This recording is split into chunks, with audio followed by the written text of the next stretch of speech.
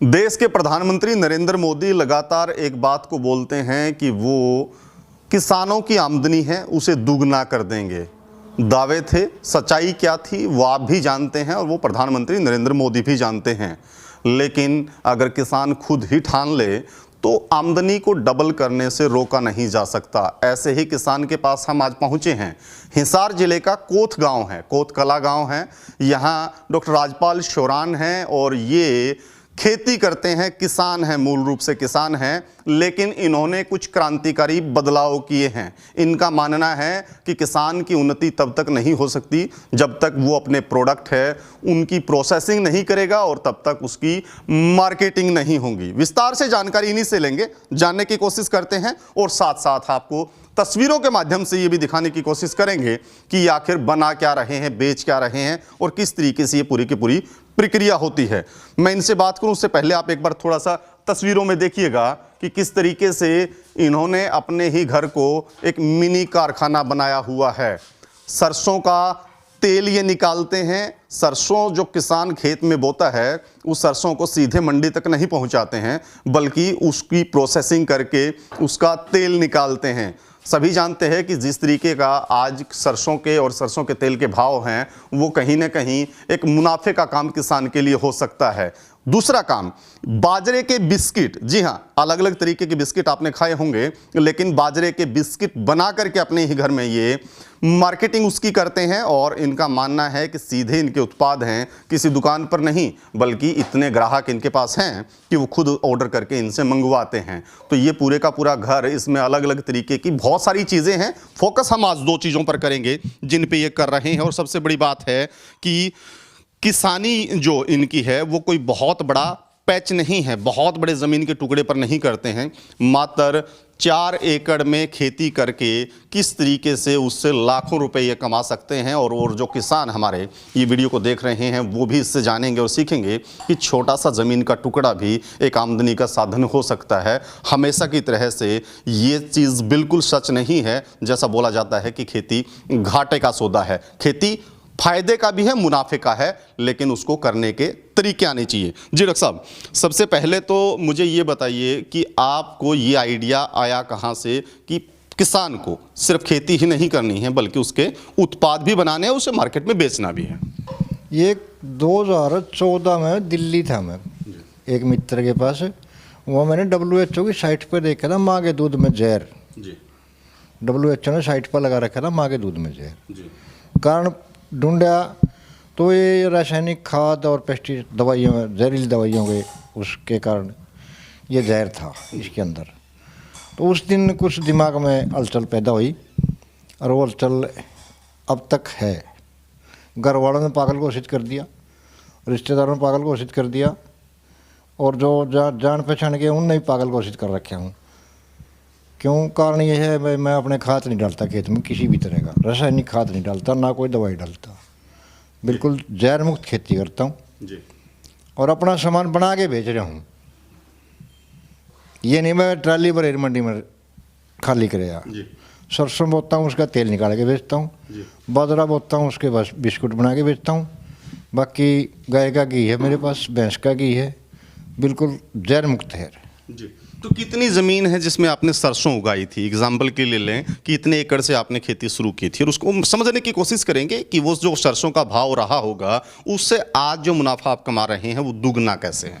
सरसों का भाव सुन लो, 2016 में सरसों लेके गया था मैं, लगभग 65 मन सरसों थी, मंडी में लेके गया था, बगैर जहर की थी वो भी। और उस टाइम रेट था 2200-2300 2400 तक। मैंने रेट उस रेट पर नहीं बेची, वो इनकार कर दिया था। घर आके उसका तेल निकाल के बेचा, मेरा लगभग 3 गुना फायदा हुआ था उस टाइम, लगभग 3 गुना। अब भी मैं अपनी ये सरसों का तेल निकाल के बेच रहा हूँ और 350 रुपये लीटर तेल जा रहा है। जिस भाई का सरसों का तेल 180, 160, 200 तक बिक रहा है, मैं उससे ज़्यादा फायदे में हूँ। 35 मन, एक तो 35 मन फसल निकाली सरसों की, एक 15, 20, 22 मन फसल निकाली सरसों की। उसके मतलब है अगर हम तुलना करें तो उससे मैं ज़्यादा बेहतर फायदे में हूँ। एक मेरा परिवार ठीक है, सुखी है, बगैर जहर का खाना खा रहे हैं आराम से। तकरीबन कितना एक साल में बिक जाता है, कितनी सरसों आपको होती है और कितनी बाहर से आपको खरीदनी पड़ती है, उससे प्रोसेसिंग करके क्या माने हम लोग कि कितने क्विंटल तेल आप इसको बेच देते हैं, या वैल्यू अगर उसकी पूछें तो कितने रुपए का वो हो जाता है? वैल्यू तो अपनी उस पर है। आज मार्केट में 150 से लेके 200 तक सरसों का तेल बिक रहा है। बगैर मिलावट का तेल में मतलब 300 से कम पड़ता नहीं लग रहा किसान का। अगर हम बगैर मिलावट का तेल देंगे, तीसरा हिस्सा तेल निकलता है। 1 क्विंटल में 33 किलो तेल निकलेगा, 67 किलो खड़ निकलेगी। 67 में तो 7 किलो खड़ सूख जाएगी, 60 किलो बिक्री में होगी। 33 किलो तेल में 3 किलो उसकी वेस्टेज जाएगी, 30 किलो बिक्री में होगा तेल। यानी कि 100 किलो का 90 किलो सामान बिक्री में आ रहा है। अगर हम उसका हिसाब लगाएं तो इस रेट में बेचने में तो घाटा है। जो 120, 100, 150 तक 200 तक बिक रहा है, उसमें घाटा है। तो मतलब सीधा सा है कि जब हम खेत में पैदा करके भी अगर नुकसान में जा रहे हैं, तो जो लोग उसको खेत से खरीद के बना के बेच रहे हैं, तो उसको मान लिया जाए कि बिना मिलावट के वो फायदा नहीं कमा सकता। बिना मिलावट के कोई भी माई का लाल फायदा नहीं कमा सकता। अगर कोई फायदा कमाता हो तो मेरे पास है, मैं अपना कान कटवाने के लिए तैयार हूँ। कान कटवाने के लिए तैयार हूँ अगर वो मुनाफा देता हो मुझे बगैर मिलावट के। कोई भी फैक्ट्री वाला बगैर मिलावट के सामान नहीं बेचेगा। ये तो किसान पागल है जो मिलावट नहीं करता, कम रेट में देता है। तो उसके अलावा जो बिस्किट आप बनाते हैं, ये आइडिया कहाँ से आपको आया है? ये आइडिया 2017 में बाजरे के बिस्किट देखे थे मैंने दिल्ली, एक कंपनी के प्रोग्राम में गया हुआ था। उसमें थे रिफाइंड तेल, चीनी, मैदा और अमोनिया। अच्छा, यूनिवर्सिटी से आ रहा है, कृषि विश्वविद्यालय वाले भी बना रहे हैं इसी तरह के बिस्किट। उसमें भी यही सिस्टम डाल रहे हैं, जहर। करनाल NDRI करनाल भी बना रहे हैं, वो भी जहर डाल रहे हैं। मेरा है इसमें मतलब गुड़ से तो मीठे हैं जी। सरसों के तेल में बनाता हूँ। और जी बाजरा है वो बिल्कुल जहर मुक्त है। जो सामान डालता लगभग 98% में जहर मुक्त सामान डालता हूँ इसके अंदर। बाजरा बोता हूँ, बाजरा होता है मेरा 17-18, ज़्यादा 20 मन। मैं संतुष्ट हूँ। 750 रुपये किलो बाजरे के बिस्किट बिक रहे हैं मेरे, ऑनलाइन जा रहे हैं। अब आप हिसाब लगा लो कैसे क्या कर रहा हूँ, क्या ना कर रहा हूँ। तो जो आपके बिस्किट यहाँ से जहाँ जाते हैं, जो कस्टमर इसको खरीदते हैं, किस तरीके के रिव्यू है, कैसा लोग बताते हैं कि ये और से डिफरेंट क्या है? 100 आदमियों के पास गए, 100 में से 70 आदमी दोबारा मंगवाते हैं। सबसे खासियत ये है इसके अंदर जहर नहीं है। और एक बिस्किट में मैं 14 तरह की चीज़ें मिला देता हूँ, जिसमें बाजरा है, मक्की है, रागी है, चावल है, जौ है, मूंग है, तिल, अजवाइन, आंवला पाउडर, संजन पत्ती का पाउडर, हल्दी और गुड़, सरसों का तेल। अमोनिया नहीं डालता, रिफाइंड नहीं डालता, और जी इसके अंदर मतलब कोई भी किसी तरह का केमिकल नहीं है जी। जो बाकी के किसान हैं, खेती करते हैं, उन्हें क्या आप सलाह देना चाहेंगे? किस तरीके से वो क्रांतिकारी बदलाव इसमें कर सकते हैं, या फिर जो घाटे का सौदा लगातार हो रहा है उसे कैसे किसान बदल पाए? अगर खेती ढंग से करी जावे तो खेती में घाटेगा नहीं, एक पैसा भी घाटेगा नहीं। खेती से बड़ी कोई भी फैक्ट्री नहीं है दुनिया के किसी भी कोने में घूम लो जो एक दाने के 100 दाने दे रही है। ये तो कॉरपोरेट की उससे मिली भगत से खेती को घाटे का सौदा दिखाया जा रहा है, बाकी खेती में घाटा नहीं है। किसी भी कोई भी कंपनी में कोई भी चीज़ बनाओगे आप, एक दाने के 2 दाने नहीं करेगी, वो घटाएगी उसमें से भी, एक का पौना या आधा देगी। ज़मीन ऐसी चीज़ है, एक दाने के 100 दाने देती है। अगर कोई ढंग से केयर करे तो इसके फ़ायदे नुकसान है नहीं जी। ये काफ़ी सारी चीज़ें हम और भी देख पा रहे हैं। नीचे क्या रखा है? ये हल्दी मेरे ख्याल से आपने बताया था। ये देसी हल्दी है जी, सूखी पड़ी है, सुखाऊंगा इसको, अपने लिए तैयार करूंगा जी।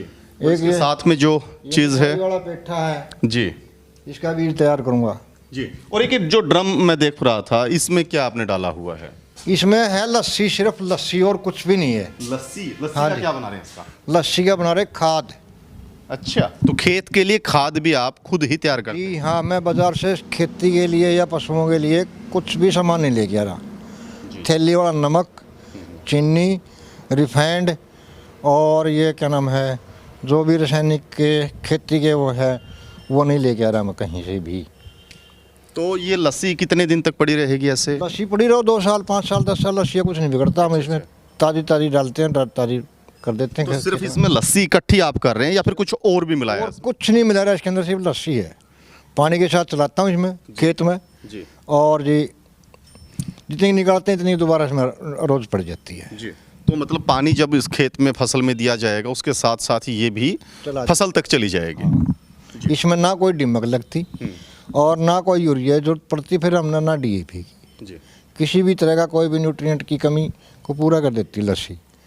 ज़मीन में जो कीटाणु में हानिकारक कीटाणु उनको ख़त्म करेगी। जी कीट पतंग हैं जो हानिकारक हैं उनको नुकसान, उनको मार देगी ये, और जो मित्र कीट हैं उनको बचाओगी।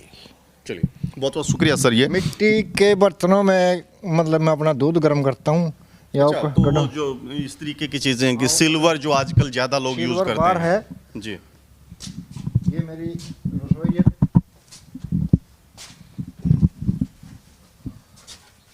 ये तो बड़ी दुर्लभ सी चीज़ें हो गई हैं। हालांकि जो ये प्रोसेसिंग पुराने वक्त से थी वो बिल्कुल ख़त्म हो गई थी, लेकिन अब भी जो एक ग्रामीण अंचल की झलक आपको यहाँ दिखाई देगी कि मिट्टी के बर्तन में उसी तरीके से हारा इसको बोलते हैं हरियाणवी भाषा में, उसमें इसको पकाना पूरे दिन भर ये धीमी आंच में दूध पकता है। उसके बाद प्रोसेसिंग से इससे और ये लस्सी और वो तमाम चीज़ें वो निकलती हैं। बिल्कुल, ये देखिएगा, ये बड़ी कमाल की चीज़ है क्योंकि ये तमाम चीज़ें हैं वो लगभग विलुप्त सी हो गई हैं, जिसमें उस दूध को गर्म करने के बाद और फिर रात को प्रोसेस हो करके ये सुबह घी और आपको लस्सी यहाँ से मिलती है। हालांकि हरियाणा से जुड़े हुए जो लोग हैं, आम जो गांव से जुड़े हुए लोग हैं, वो तमाम चीज़ें इनको जानते हैं, लेकिन अगर बाहर के कुछ लोग इस वीडियो को देख रहे हैं तो उनकी जानकारी के लिए है कि दूध है वो जा कर के लस्सी और किस तरीके से मक्खन में तब्दील होता है। और वो जो पुराने परंपरागत चीज़ें अपनाई जाती रही हैं वो आज तक ज़िंदा कुछ गाँव में, कुछ घरों में अब भी हैं जो नेचर की तरफ ख्याल रखते हैं।